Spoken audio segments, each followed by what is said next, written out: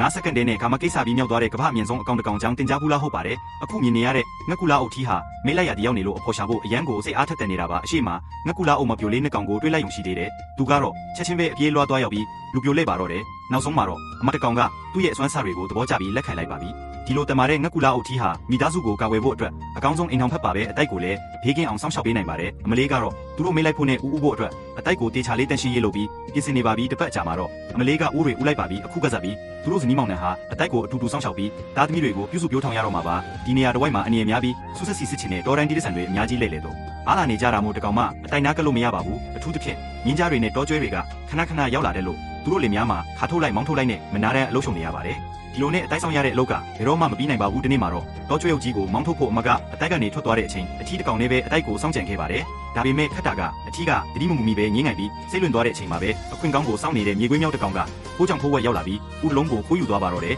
ကံကောင်းကျင်တော့ဘိုင်းဆိုကနွတ်ထတူကအထီးကအချိန်မီမြင်သွားပြီးအဲ့ဒီသူခိုးနောက်ကိုအတင်းလိုက်ပါတော့တယ်တမလာတဲ့ငှက်ကူလာအုပ်ထီးကြီးကိုမြေခွေးမြောက်ကဘလို့မှမရှိနိုင်တဲ့အတွက်ဥကိုပစ်ချပြီးအသက်လုပြေးရပါတော့တယ်အတိုက်ကိုပြန်ရောက်တဲ့အခါမှာတော့ငှက်ကူလာအုပ်ထီးကဥတွေအကောင်းတိုင်းရှိမရှိတေချာပြန်ရေတွက်ပြီးတာနဲ့ဓာတ်သမီးလေးတွေဖေးကင်းကင်းနဲ့လောကကြီးထဲရောက်လာဖို့အတွက်နေရောကြပါမနာတဲ့ဥဝချင်းလုတ်ကိုစတင်လိုက်ပါတော့တယ်